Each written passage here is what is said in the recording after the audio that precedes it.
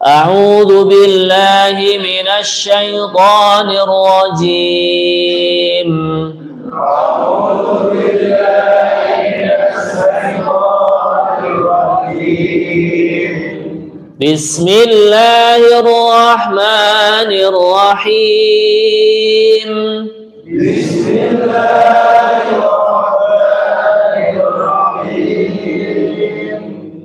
Wa idz akhadha Allahu mitsaqal ladzina utul kitaba latubayyinunnahu lin-nas. Wa idz akhadha Allahu mitsaqal ladzina utul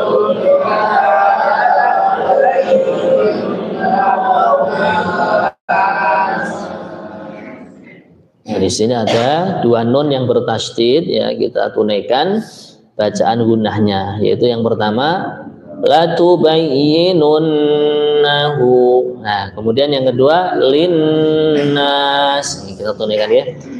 Wa idz akhadha Allahu mitsaqal ladzina utul kitaba latubayyinunnahu linnas.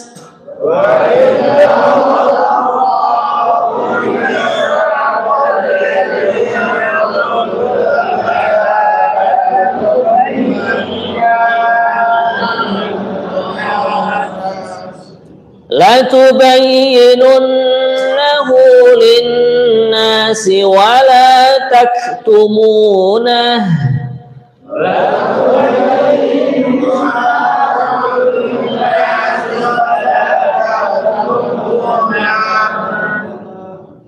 Fanabadhuhu wara'a zuhurihim washtaraw bihi thamanan qalila.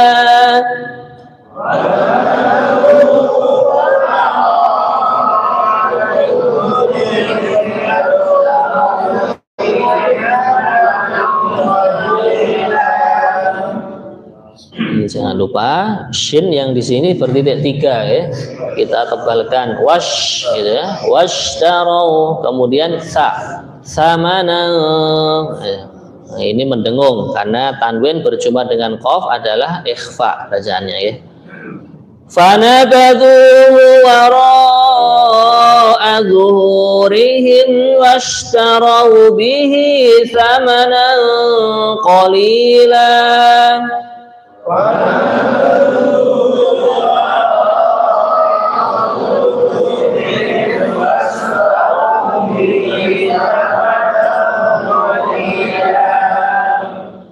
Fabi'sa ma yashtarun.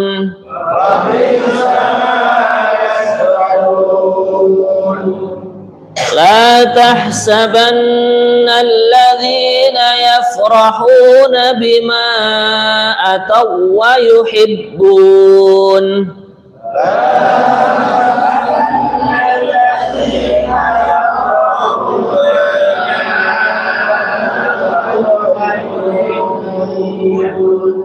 Nah, di sini bima panjang 4 harokat, mad jaiz munfasil, ya.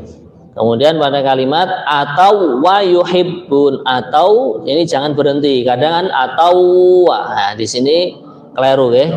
Yang benar langsung seperti bunyinya itu hanya wawu yang bertasydid saja, atau wa yuhibbun, gitu. La tahsabanna alladhina yafrahuna bima ataw wa yuhibbun.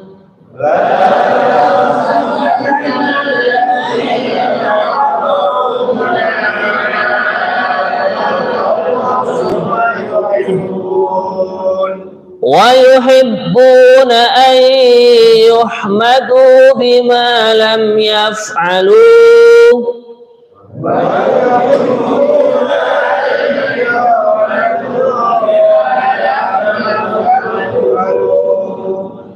Bima lam yaf'alu fala tahsabannahu bimafazatin minal azab. Nah,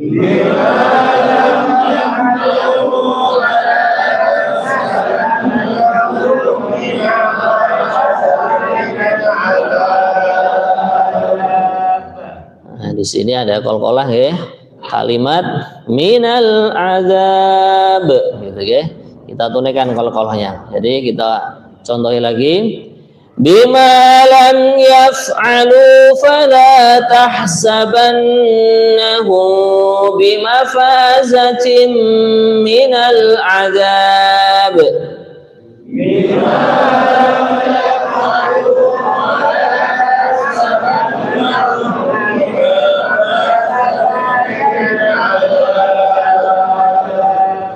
Walahum azabun alim.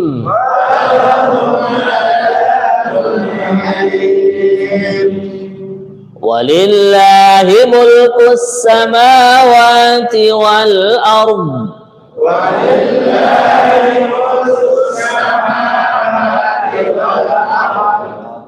Wallahu ala kulli syai'in qadir.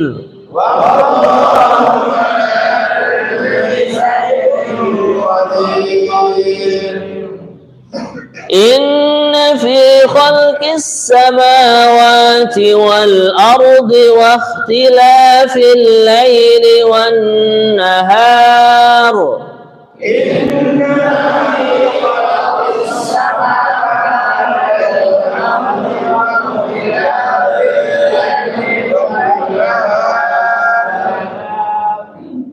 واختلاف الليل والنهار لآيات لأولي الألباب.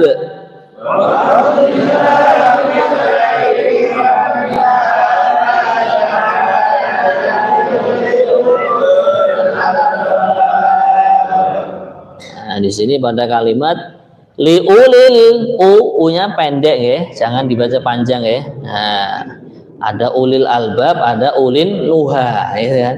Nah, u-nya di sini pendek semua. Wakhtilafil laili wan nahari la ayatin li ulil albab.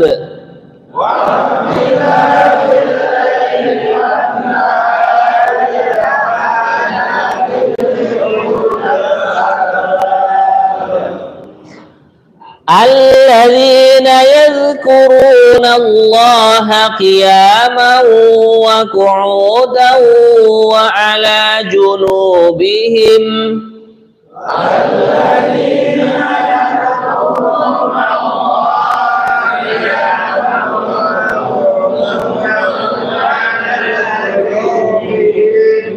Nah, di sini idgham gunnahnya kita tunaikan gunnahnya ya.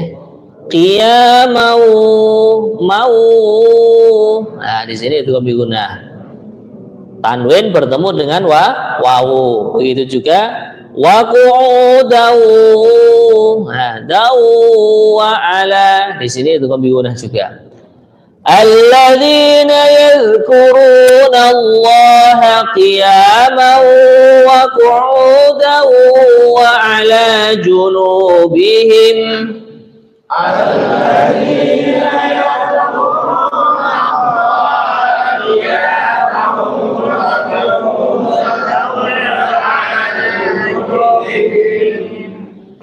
وعلى جنوبهم ويتفكرون في خلق السماوات والأرض.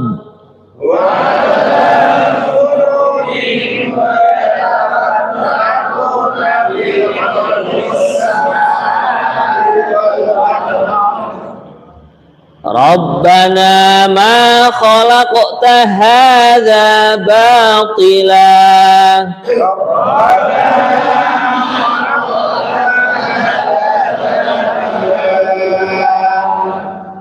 Di sini qafnya sukun, kita tunaikan qalqalahnya. Khalaq, nah, kurang lebihnya seperti itu ya. Rabbana ma khalaqta hadza batila.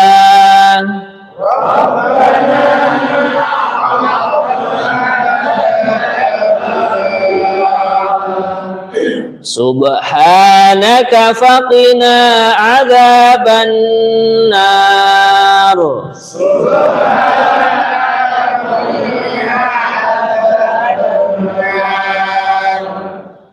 Rabbana innaka man tudkhilin nar faqad akhzaitah.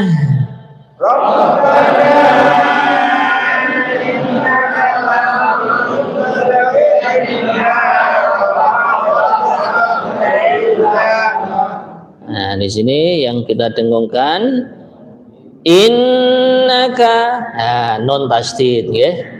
Kemudian yang kedua ma, non ketemu tak namanya eva ya. Kemudian qalqalah kita tunaikan juga tud gitu. Kemudian yang mendengung lagi tudkhilin naro. Nah, di sini mendengung. Kemudian ada qalqalah lagi faqad, nah, faqad akhzaitah ya. Rabbana innaka man tudkhilin nar faqad akhzaitah.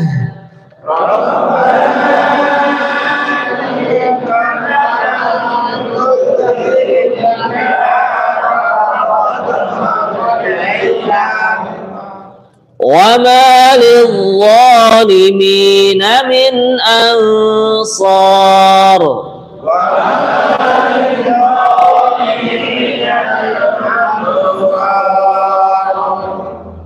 Rabbana innana sami'na munadiyan yunadi lil iman.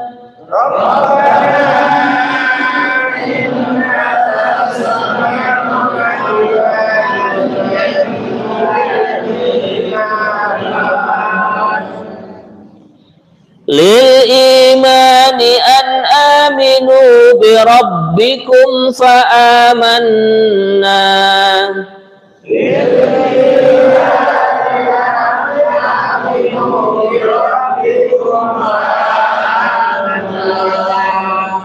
Rabbana faghfir lana dhunubana wa kaffir anna sayyi'atina.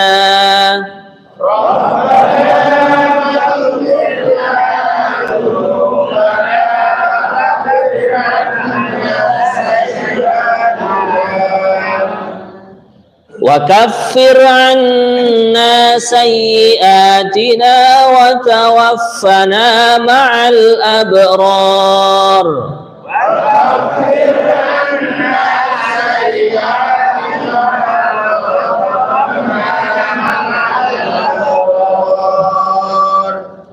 ربنا وآتنا ما وعدتنا على رسلك ولا تخزنا يوم القيامة.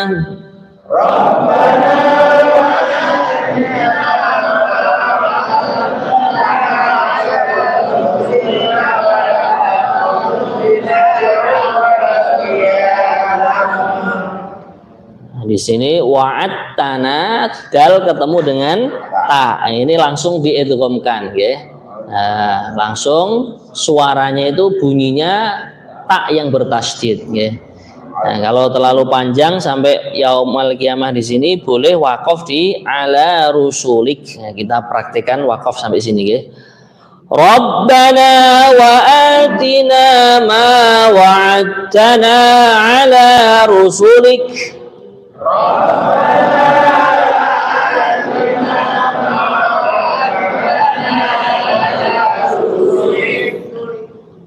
Ala rusulika wa la tukhzina yaumal qiyamah.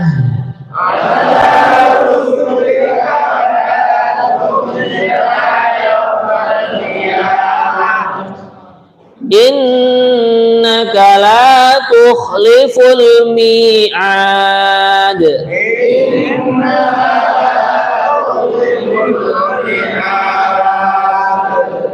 Nah, di sini innaka nonnya tasydid kita gunakan, kemudian mi'ad dalnya qala kita tunaikan ya. innaka la tukhliful mi'ad.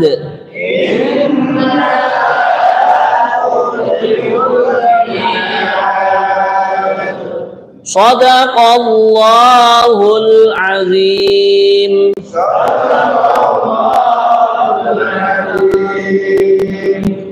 Alhamdulillah, semoga kita selalu diberikan barokahnya Al-Quran.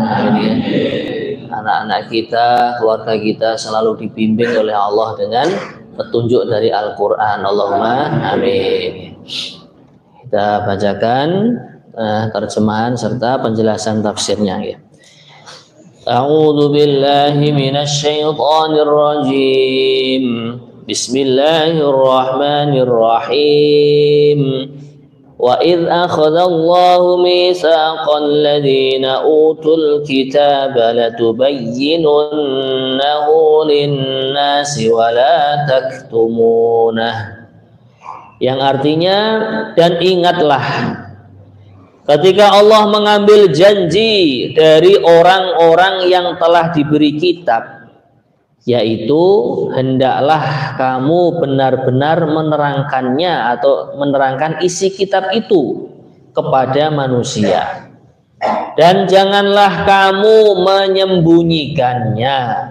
Lalu mereka melemparkan janji itu ke belakang punggung mereka dan menjualnya dengan harga yang murah. Maka itulah seburuk-buruk jual beli yang mereka lakukan. Jadi ayat ini masih menerangkan bagaimana orang-orang ahlul kitab, ya, ahlul kitab itu orang Yahudi dan Nasrani. Gitu. Allah mengambil janji kepada mereka, kamu saya beri kitab, ya, yaitu Injil dan Taurat. Taurat untuk orang-orang Yahudi, Injil untuk orang Nasrani. Lah, sekarang diambil janji oleh Allah supaya mereka mau menjelaskan isinya Alkitab tersebut, nah, yaitu Taurat dan Injil, sebagaimana yang ada dalam isinya itu, tidak dikurangi, tidak ditambahi. Gitu. Nah, malah mereka orang-orang Yahudi bagaimana? Fanabadhuhu wara'a dhuhurihim. Janji itu dilempar, diletakkan di belakang punggung. Ini ya, kinayah atau isyarah tentang mereka tidak mempedulikan janji tersebut. Akhirnya mereka dalam prakteknya justru malah menyembunyikan apa yang ada dalam kitab Alkitab, yaitu Taurat dan Injil, tidak menjelaskan apa adanya. Gitu. Justru mereka malah menjual belikan isinya kitab Taurat dan Injil itu dengan harga yang sangat murah. Gitu. Akhirnya di sini dicap oleh Allah, fabi sama yashtaru, sungguh seburuk-buruknya jual beli mereka. Ya, maka disinilah ya orang ini seharusnya kan terus terang apa yang disampaikan oleh Allah dalam Al-Quran, apa yang disampaikan oleh Rasulullah dalam sunnah atau dalam hadis-hadisnya baginda Nabi Muhammad SAW. Jangan ditutup-tutupi, ya. Jangan mengamalkan agama itu hanya yang cocok-cocok dengan hawa nafsunya saja, gitu. Tapi semuanya. Maka dalam firman Allah Ta'ala, ya ayyuhalladzina amanu udkhulu fis-silmi kaffah. Wahai orang-orang yang beriman, kalian semua masuklah dalam agama Islam kafatan, secara keseluruhan. Jangan ditutup-tutupi, jangan disembunyikan, ya. Nanti perintah Allah yang cocok dengan hawa nafsu disampaikan, yang tidak cocok disembunyikan. Nah, ini juga tidak benar, gitu. Ya, namanya perintah Allah, namanya Al-Quran, namanya hadisnya Rasulullah. Yang cocok dengan hawa nafsu disampaikan, yang tidak cocok disampaikan. Adapun orang-orang itu mau mengamalkan, alhamdulillah. Kalau belum mau mengamalkan, ya kita sampaikan lagi, kita ingatkan lagi. Ya, seperti itu. Sehingga apa, hadirin yang mulia, kita tidak ada yang namanya menyembunyikan ilmu, tidak ada. Gitu. Karena menyembunyikan ilmu ini termasuk orang yang dilaknat oleh Allah. Katimul ilmi yal'anuhu kullu syai'. Orang yang menyembunyikan ilmu akan dilaknat oleh segala sesuatu. Nah, dilaknat ini maknanya dia akan didoakan oleh semua sesuatu yang ada di dunia ini, dia didoakan jauh dari rahmatnya Allah. Nah, makanya kita tetap menyampaikan apa yang kita ketahui dari ilmu agama. Diterima masyarakat, alhamdulillah. Kalau tidak diterima, astagfirullah. Kita minta ampun kepada Allah untuk diri kita sendiri, untuk orang-orang yang kita sampaikan. Jangan-jangan saya masih banyak hal-hal yang menjadikan penghambat orang-orang untuk menerima ilmu-ilmu agama Allah, sehingga belum diamalkan. Kemudian hadirin yang mulia, ayat 188 yang artinya jangan sekali-kali kamu mengira bahwa orang yang gembira dengan apa yang telah mereka kerjakan dan mereka suka dipuji atas perbuatan yang tidak mereka lakukan. Janganlah sekali-kali kalian mengira bahwa mereka akan lolos dari siksaan Allah.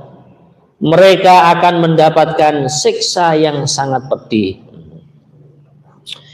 Jadi ayat ini asbabun nuzulnya, nah di sini diterangkan bahwasanya Sayyidina Abu Bakar As-Siddiq ya, suatu saat itu masuk di ini tempat belajarnya orang-orang Yahudi. Ya.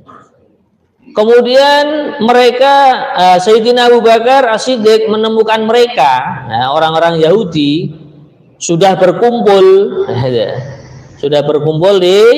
di kalangan mereka. Lah orang-orang Yahudi itu mereka senang dipuji-puji kan. Yafrahuna bima atau kita sudah menyampaikan Taurat. Padahal yang disampaikan itu baru sebagian, masih ada yang disembunyikan gitu kan. Kemudian mereka sifatnya orang Yahudi wa yuhibbuna ayyuhmadu bima lam yaf'alu. Mereka senang dipuji-puji, dielu-elukan, disanjung-sanjung dengan perkara yang mereka belum mengerjakan, yaitu berupa ini, menyampaikan Taurat dengan seluruh isinya gitu kan. Mereka belum menyampaikan. Maka di sini langsung mendapat teguran dari Allah. Fala tahsabannahum bimafazatim minal azab. Jangan sekali-kali menyangka mereka orang-orang Yahudi akan lolos dari siksaan Allah. Siksaan karena mereka menyembunyikan isinya sebagian dari kitab Taurat gitu. Maka kalau mereka itu mau jujur ya, orang Yahudi Nasrani mau jujur dengan apa yang ada di dalam isinya Taurat dan Injil seluruhnya, tentunya setelah mereka diutus yang mulia Nabi Muhammad SAW, mereka akan mengucapkan asyhadu alla ilaha illallah wa anna Muhammad Rasulullah, akan bersaksi bahwasanya tiada Tuhan kecuali Allah dan sesungguhnya Muhammad adalah utusan Allah. Maknanya mereka akan masuk Islam gitu. Kemudian hadirin yang mulia, di sini Allah mengingatkan juga walahum adzabun alim. Orang yang suka menyembunyikan firman Allah, yang menyembunyikan isi daripada kitab-kitab Allah, mereka akan mendapatkan siksaan yang sangat pedih.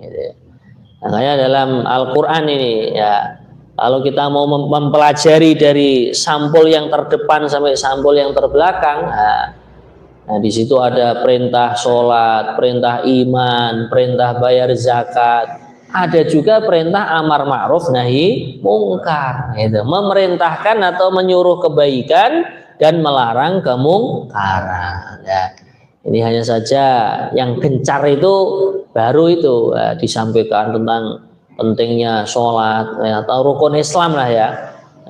Kemudian amar ma'ruf nahi mungkar ini banyak ulama-ulama atau ustadz yang belum menyampaikan secara keseluruhan gitu ya. Sehingga orang yang giat dalam berdakwah, orang yang giat dalam menyampaikan Islam itu masih sedikit. Nah, justru itulah masih sedikit kita sungguh-sungguh, sehingga nanti kalau sudah jadi banyak orang yang ikut setelah kita, ganjarannya atau pahalanya mengalir kepada kita. Nah, maka pernah disampaikan oleh guru kita, amar ma'ruf nahi mungkar itu kewajibannya ya, tidak kalah penting dengan kewajiban melaksanakan sholat. Jadi sama-sama wajib atau fardu, gitu ya. Apalagi melihat keadaan yang ada, gitu. Nah, masih banyak orang Islam yang belum menunaikan rukun Islam, belum menunaikan rukun iman dengan benar. Nah, maka di sini PR bagi diri kita, PR bagi seluruh umat juga. Karena kita amar ma'ruf nahi mungkar juga sudah diperintah oleh Nabi, gitu. Balighu anni walau ayah, sampaikan dariku walaupun satu ayat. Maka disinilah kepentingan berdakwah atau amar ma'ruf nahi mungkar. Kemudian hadirin yang mulia, ayat yang berikutnya 189, dan milik Allah lah kerajaan langit dan bumi, dan Allah Maha Kuasa atas segala sesuatu. Jadi orang-orang Yahudi Nasrani yang kelihatannya sok-sok paling berkuasa sendiri, jangan seperti itu. Ya toh? Langit, bumi, semua yang ada di dalam bumi, ada yang ada di bawah langit, semua itu adalah hanya milik Allah. Jadi kamu jangan semena-mena, ya toh? Membunuh saudara-saudara kita di Palestina sana, jangan semena-mena. Allah tidak akan tinggal diam, gitu. Walillahi mulkus samawati wal ardh wallahu ala kulli syai'in qadir. Allah atas segala sesuatu maha berkuasa, ya. Kemudian ayat 190 yang artinya sesungguhnya dalam penciptaan langit dan bumi dan pergantian malam dan siang terdapat tanda-tanda kebesaran Allah bagi orang yang berakal. Nah, di sini Allah menerangkan kalau kita mau meneliti penciptaan langit, ya, langit yang begitu besar tidak ada tiangnya. Allah. Yang menahan langit supaya tidak jatuh ke bumi adalah Allah. Di bawah langit ada meteor, ada lintang ini, lintang itu, gitu. Planet ini, planet itu. Termasuk planet yang besar adalah matahari. Sebentar lagi muncul dari timur sana, mengeluarkan sinar. Nah, katanya kalau pagi vitamin D, ya. Nah, bisa menyehatkan tubuh. Itu semua yang menciptakan adalah Allah. Bumi kita mau meneliti keagungan Allah. Nah, di depan rumah kita ada pohon mangga. Ya, pohon mangga itu satu pohon, yang satu rasanya kecut, ya, yang satu buahnya itu rasanya manis. Yang menciptakan kecut dan manis adalah Allah. Kita nanam padi setengah karung, tapi panennya sekian kuintal, sekian ton. Yang mengembang biakan juga Allah. Ya. Nah, dalam pohon ini tidak ada cat warna hijau, warna coklat. Loh, kok ini pohonnya warnanya coklat, ya, daunnya warnanya hijau. Kalau berbuah, buah delima ada merahnya, ada putihnya, bijinya di dalamnya, toh. Nah, siapa yang memberi warna ini adalah Allah. Nah, maka disinilah hadirin yang mulia, kalau orang mau berpikir itu akan menemukan keagungan Allah di situ. Bahkan dalam diri kita sendiri, ya, ada rambut yang namanya jenggot, ada rambut hidung, gitu, bulu mata, ada rambut kepala. Ini sama-sama rambutnya, tapi kecepatannya dalam tumbuh berbeda-beda, gitu. Nah, ini kalau bulu yang ada di hidung kok cepatnya seperti di kepala, ya, kita sibuk, gitu. Nah, Allah menciptakan bulu di mata sini supaya apa? Kalau ada debu nggak langsung kelilipan di mata kita. Nah, Allah menciptakan bulu di hidung untuk menghalau supaya bakteri-bakteri itu tidak masuk ke dalam hidung kita, tidak campur dengan oksigen yang kita hirup. Semua itu adalah menunjukkan keagungan Allah. Maka disinilah hadirin yang mulia, Allah menjelaskan la ayatil liulil albab. Sungguh ada tanda-tanda keagungan bagi orang yang berakal. Bahkan albab di sini itu berakal berpikir dengan hati nurani yang jernih, gitu. Dari lubuk hati yang terdalam, bukan hanya sekedar dari otak yang ada di kepala kita, gitu. Lah, tanda-tandanya orang yang betul-betul berpikir dengan hati nurani yang jernih, alladzina yadhkurunallaha qiyaman wa qu'uda, yaitu orang-orang yang mengingat Allah sambil berdiri, sambil duduk, atau dalam keadaan berbaring, dan mereka memikirkan tentang penciptaan langit dan bumi seraya berkata, wahai Tuhan kami, tidaklah Engkau menciptakan semua ini sia-sia. Maha suci Engkau, lindungilah kami dari azab api neraka. Jadi orang yang mau berpikir dengan hati nurani yang jernih, akhirnya hatinya itu takut kepada Allah. Karena hatinya takut kepada Allah, akhirnya dia berzikir kepada Allah. Berzikir baik dalam keadaan berdiri, baik dalam keadaan duduk, duduk di sofa sambil nyeruput kopi. Allah. Yang memberikan nikmat kopi adalah Allah. Akhirnya hatinya itu ingat Allah. Kita berdiri bisa lari-lari pagi, jogging, gitu. Nah, yang memberikan kesehatan kaki untuk lari, mengeluarkan keringat, gitu. Akhirnya badannya seger juga Allah. Setelah itu apa? Sarapan nasi pecel Allah, gitu. Badan itu tilem, tidurnya nyenyak karena habis olahraga. Sebelum tidur zikir subhanallah, subhanallah, subhanallah, tasbih Fatimah. Merasakan ini semua yang memberikan juga Allah. Bahkan saking nyenyaknya tidurnya sambil ngorok lagi. Bangun tidur ingat Allah lagi. Alhamdulillahilladzi ahyani ba'dama amatani wa ilaihin nusyur. Akhirnya, ya Allah, Engkau ciptakan ini bukan sia-sia, pasti ada tujuannya. Tujuannya Engkau ciptakan kenikmatan bisa berdiri, bisa duduk, bisa berbaring, tidur, bisa bangun lagi. Ini semua untuk ibadah kepada Allah. Maka pagi hari jam 3:30 bangun tahajud, ingat tahajud juga perintah Allah, sunnahnya baginda Rasulullah SAW. Akhirnya kita apa? Berlindung kepada Allah. Fakina adzabannar. Nah, lindungilah kami ya Allah. Engkau telah memberikan kenikmatan yang banyak dalam tubuhku, jasmani, rohani, memberikan kenikmatan yang banyak di sekelilingku, berupa rumah sebagai tempat tinggal, kemudian alam yang ada di sekitaran kita.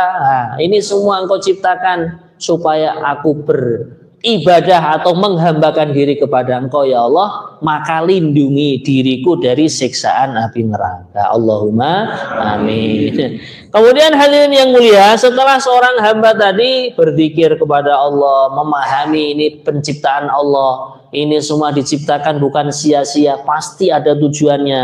Akhirnya berdoa, Rabbana innaka ma tudkhilin nar faqad akhzaita, yang artinya ayat 192, wahai Tuhan kami, sesungguhnya orang yang Engkau masukkan ke dalam api neraka, maka sungguh Engkau telah menghinakannya, dan tidak ada seorang penolong pun bagi orang yang zalim. Akhirnya mengambil kesimpulan, kemudian berdoa, ya Allah, lindungilah diriku dari siksaan api neraka. Karena Engkau memasukkan api neraka, berarti Engkau menghinakan dia, gitu. Lah orang yang dihinakan oleh Allah di sinilah orang-orang yang zalim. Zalim diantara maknanya apa? Tidak mau menggunakan nikmat Allah untuk taat kepada Allah. Sudah diberi badan sehat, diberi organ tubuh yang sehat, diberi kenikmatan bisa hidup, tapi hidupnya tidak digunakan untuk menghambakan diri kepada Allah. Maka Al-Imam Al-Ghazali beliau mengatakan definisinya syukur diantaranya adalah fasilitas atau nikmat yang Allah berikan kepada kita, kita gunakan untuk taat kepadanya. diberi nikmat keluarga, ya, nah, punya istri, yang perempuan punya suami, sama-sama sepakat untuk taat kepada Allah. Diberikan nikmat punya anak, anaknya diajak taat kepada Allah. Bahkan diberikan nikmat punya cucu, cucunya diajak juga untuk taat kepada Allah. La ilaha illallah. Kemudian hadirin yang mulia, ayat 193. Wahai Tuhan kami, sesungguhnya kami mendengar orang yang menyeru kepada iman, yaitu berimanlah kalian kepada Tuhanmu, maka kami pun beriman. Wahai Tuhan kami, ampunilah dosa-dosa kami dan hapuskanlah kesalahan-kesalahan kami, dan matikanlah kami beserta orang-orang yang berbakti atau berbuat kebaikan. Nah, setelah orang itu meyakini ciptaan Allah di muka bumi ini, baik yang ada dalam tubuh kita atau di alam yang sekitaran kita, Allah ciptakan bukanlah sia-sia. Akhirnya orang tadi berdoa, innana sami'na munadiyan yunadi lil iman. Ya Allah, kami sudah mendengar hamba-hambamu yang menyerukan atau mengajak kami untuk iman kepada Engkau. Maka sekarang inilah fa'amanna, kami beriman kepada Engkau. Asyhadu an la ilaha illallah wa anna Muhammadar Rasulullah. Lah, setelah iman kepada Allah, akhirnya apa? Selalu minta ampun kepadanya. Rabbana faghfir lana dzunubana. Kemudian dosa-dosa yang telah lewat, wa kaffir anna sayyi'atina. Engkau hapus ya Allah. Aku dulu pernah berbuat begini begitu. Kau hapus semua dari catatan amalku. Nah, Allahumma amin. Nah, maka termasuk supaya dosa-dosa kita dihapus oleh Allah, jangan males-malesan pergi sholat jamaah ya.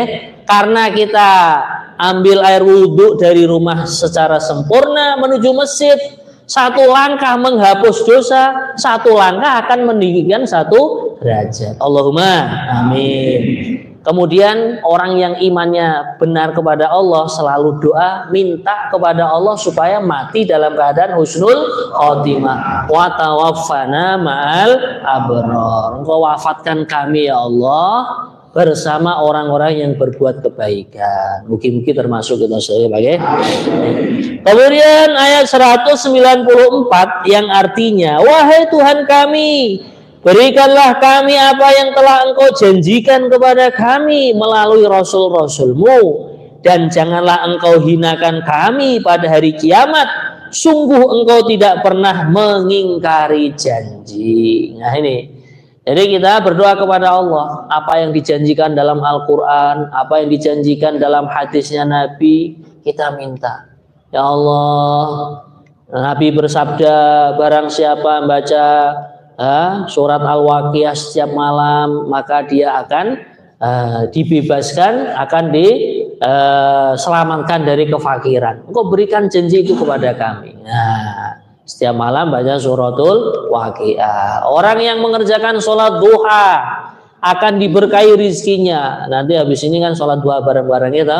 Nah, ya Allah, Engkau berikanlah keberkahan dalam rizki kami. Kalau rizki barokah dimakan, semangat untuk ngaji. Nah, rizki barokah diminum, akhirnya matanya melek untuk baca Al-Quran. Nah, rizki barokah buat nyangoni anak cucunya dapat ranking di kelas. Nah, pulang membawa ilmu yang barokah.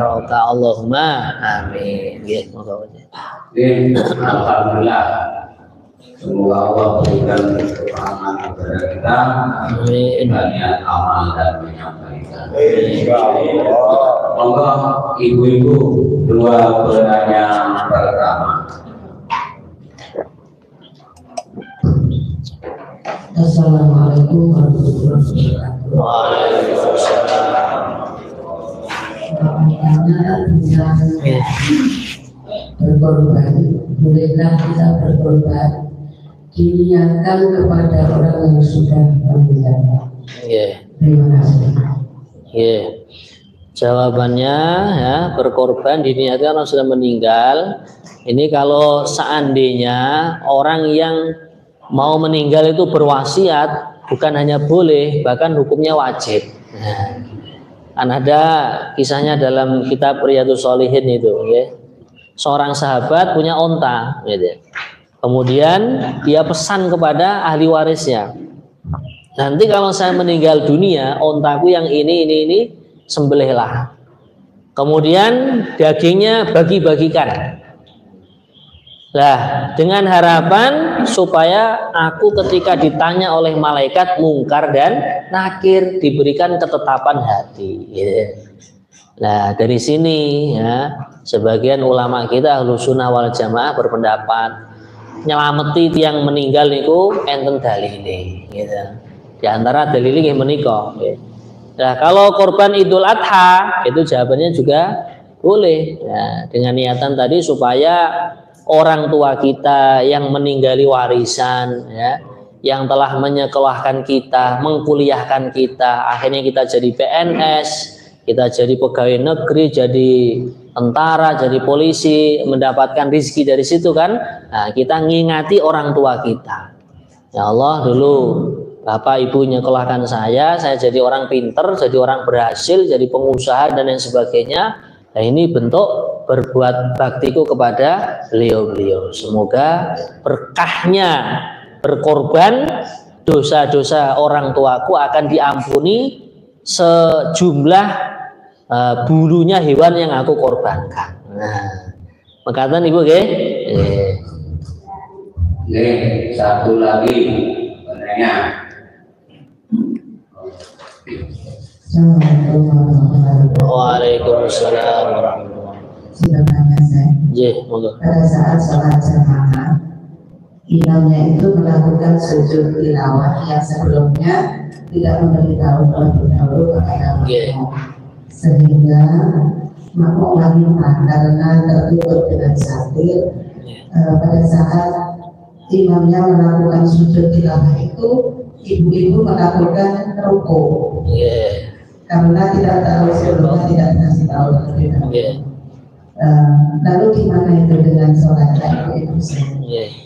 Demikian, assalamualaikum warahmatullahi wabarakatuh. Waalaikumsalam warahmatullahi wabarakatuh. Jadi misalkan imam membaca suatu ayat yang di situ ada sujud tilawah, ternyata imamnya mungkin kalau di Mekah Madinah kan nggak memberitahu gitu.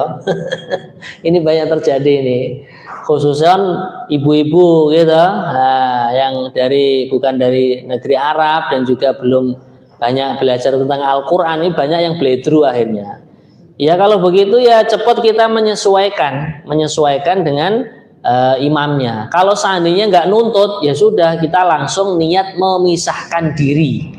Atau kalau dalam bahasa Arabnya niat mufarokoh. Nah, mufarokoh itu memisahkan diri dari sholat jamaah itu. Kemudian kita melanjutkan diri kita sendiri. Makanya kalau kita imami dan di situ ada ayat tilawah, sujud tilawah, sebaiknya kalau di negeri ajam atau di negeri yang banyak orang belum paham tentang sujud tilawah, ya kita beritahu.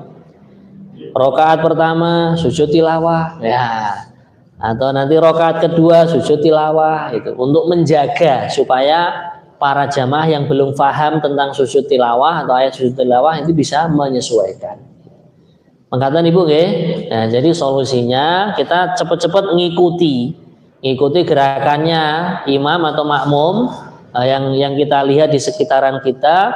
Kalau nggak nuntut dalam mengikutinya, ya sudah kita langsung niat memisahkan diri atau tidak mengikuti jamaah yang ada di situ. Kemudian kita melanjutkan sholat kita sesuai urutannya.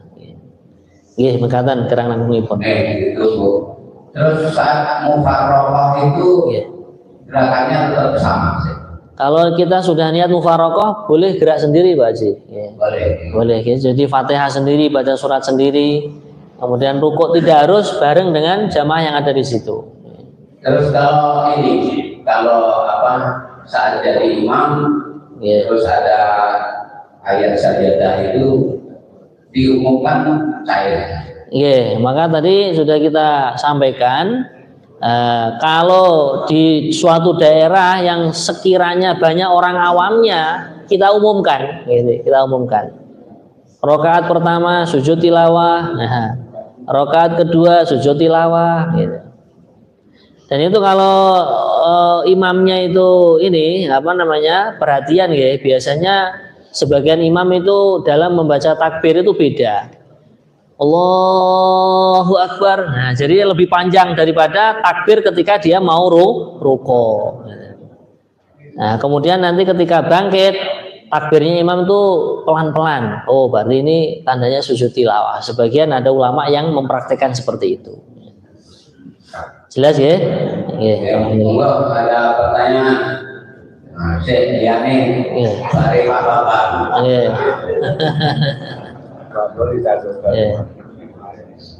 Monggo.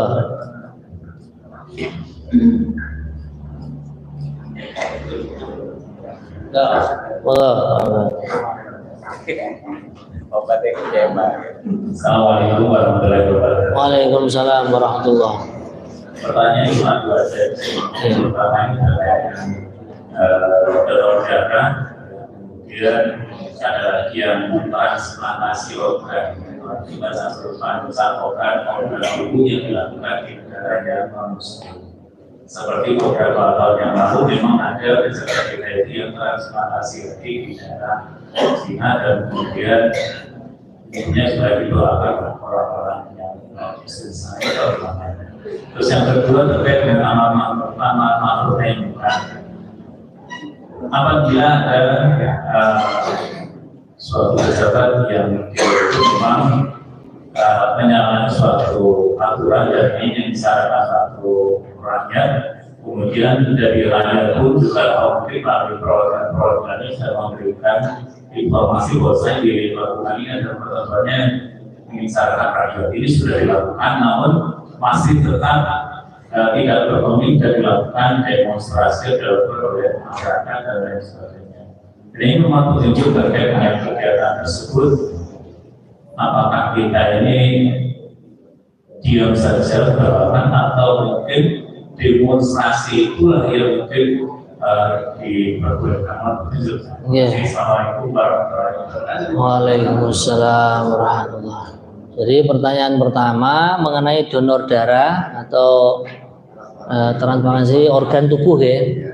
Nah, jadi donor darah ini sebenarnya kan sama saja kita memberikan darah kita kepada orang yang memerlukan atau membutuhkan. Maka di sini tentunya sangat bermanfaat, ya sangat bermanfaat. Apalagi kalau sudah usia sekian, kadang kan malah terjadi darah tinggi, gitu. Nah, di antara cara untuk meredam darah tinggi itu justru kita rajin yang namanya donor darah. Nah, maka di sini sangat bermanfaat bagi orang lain. Nah, bahkan yang kita harapkan itu, apalagi panjenengan misalkan rajin sholat, rajin puasa, rajin amal dan ibadah, itu nanti akan mempengaruhi orang yang didonori. Gitu. Nah, makanya kalau bisa ya, donor darah misalkan kita perlu donor darah, ambil darah dari darahnya orang soleh, gitu. Atau paling enggak orang yang taat kepada Allah.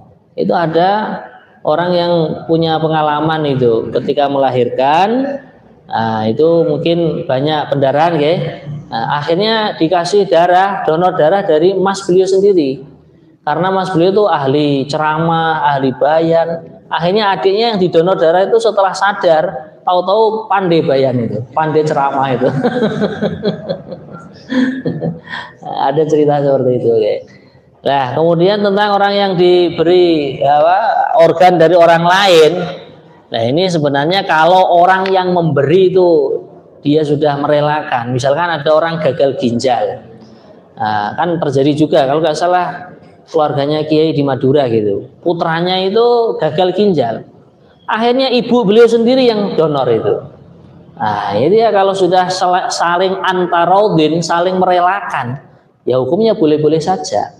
Cuman yang kita khawatirkan tadi, bila mana yang mendonorkan ginjal atau cangkok jantung, itu jantungnya dari orang non-muslim, nah ini yang kita khawatirkan. Nanti jangan-jangan orang yang diberi organ itu bisa-bisa dia berkeyakinan seperti keyakinannya orang yang memberikan organnya. Nah, maka perlu hati-hati, ya, perlu hati-hati. Nah, yang lagi marah ini juga kan malah banyak ya orang-orang yang diculik, ya toh, kemudian diambil ginjalnya, diambil jantungnya, dicopot matanya. Maka kita perlu waspada terhadap anak-anak kita, cucu kita. Makanya ya, nah, bahkan kan katanya ditemukan satu box truk itu isinya ginjal semua itu. Ya. Katanya mau dijual ke ya sebagian ke negeri Arab, sebagian ke negeri non Arab, ke negeri mana begitu. Gitu. Nah, maka disinilah ya satu ginjal dijual sekian miliar, gitu kan. Semoga Allah selamatkan kita semua, Pak. Kemudian yang kedua mengenai amar ma'ruf nahi mungkar. Misalkan kita menemukan pejabat dan amar ma'ruf nahi mungkar itu bukan hanya kepada pejabat saja, kepada siapa saja yang di muka bumi ini yang menjadi hamba Allah. Kok kita melihat ada kemungkaran, kita wajib untuk mengingatkannya. Wadzakir fa inna dzikra tanfaul mu'minin. Kemudian kita juga wajib mendakwahinya, ud'u ila sabili rabbika bil hikmati wal mau'idotil hasanah. Serulah atau ajaklah orang itu ke jalan Allah, jalan yang lurus, dengan bahasa atau kata-kata yang hikmah, dengan bahasa yang lemah lembut, wal mau'idotil hasanah, dan juga dengan nasihat yang baik. Dan termasuk untuk menghilangkan kemungkaran yang paling hikmah apa? Ajak orang itu untuk sholat. Karena dengan sholat Allah berjanji innas sholata tanha anil fahsya'i wal munkar. Ya nyuwun sewu, kalau kita melihat misalkan ada kemungkaran, orang main judi, sabung ayam, jenengan gurai teng mriku, malah iso tembak-tembakan teng mriku gitu. Nah, seperti yang terjadi di Lampung ya. Tapi kalau orang kita datangi ke rumahnya, Masya Allah Pak, kita saudara seiman, saudara yang disatukan dengan kalimat tauhid la ilaha illallah. Mari kita menunaikan kewajiban yang berikutnya, yaitu yang namanya sholat. Karena perintah Allah yang terbesar setelah iman adalah sholat. Akhirnya bapak tersebut aktif sholat. Insya Allah itu nanti judi ria, sabung ayam dan lain sebagainya akan hilang dengan sendirinya. Gitu. Makanya ajaran dari guru kita, dari kiai kita di Temboro kan begitu. Nggak usah ribet-ribet. Ajak orang untuk mengerjakan sholat. Wabil khusus ditambahi dengan cara berjamaah. Nanti kemungkaran itu lambat laun akan sirna. Gitu. Makatan nggih, Pak Bambang nggih. Nggih. Nah. Nggih, ajeng karo Allah.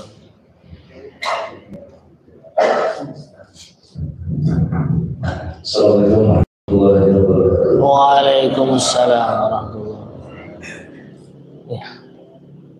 Kalau penjelasan terkait dengan yang disampaikan Mas tadi, itu maka dari dulu intinya semua dari Allah. Sesuatu terjadi memang dari Allah. Kami terpernah terjadi perdebatan dengan anak sendiri di keluar dari Beton tentang takdir. Itu takdir baik, anak kami menerima. Tapi ketika kami celaka, ya apa yang dijelaskan juga Allah. Sampaikan iya, semua dari Allah. Wah itu tak mungkin itu. Ini alumni IAIN. Akhirnya nggak ada jumpa kami. Kami mengingatkan semua itu dari Allah, yang menggerakkan Allah.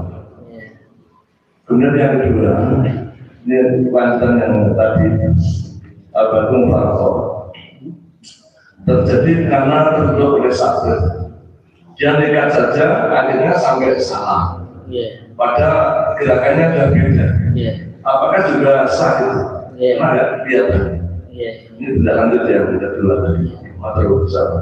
Tentang dawuhnya para alim ulama, kullun min indillah, segala sesuatu datangnya dari Allah. Yang baik dari Allah, yang buruk juga dari Allah. Memang seperti itu. Akan tetapi secara penyampaian, ma asobaka min hasanatin faminallah wa ma asabaka min sayyi'atin famin nafsik. Apa yang datang dari Allah berupa kebaikan itu yakin dari Allah.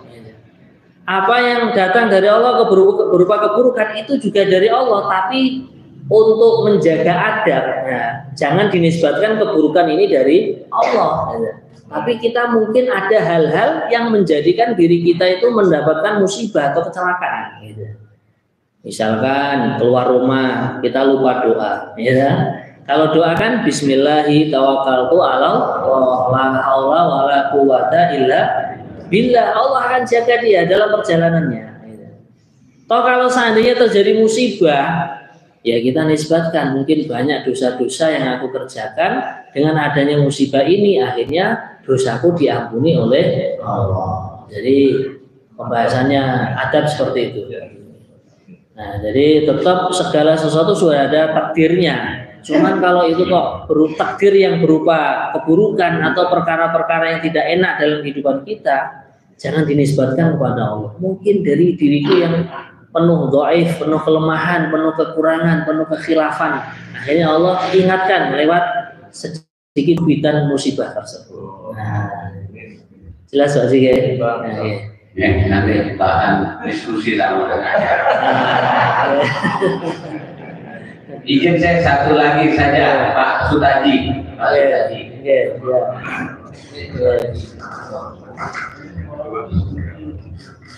Assalamualaikum warahmatullahi wabarakatuh. Yang saya tanyakan mengenai sujud tilawah. Bagaimana imamnya tahu tapi tidak mengerjakan sujud tilawah? Terima kasih. Jadi tentang mufaraqah dan juga kaitannya sujud tilawah, ya. Bila mana makmumnya tersatir, sampai gerakannya sudah berbeda.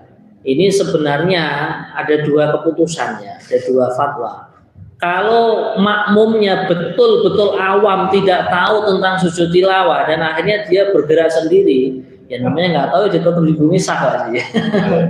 Karena tidak tahu, makanya biar tahu Kamis pagi ikut ngaji fikih. Nah, masih Pak Cik ya?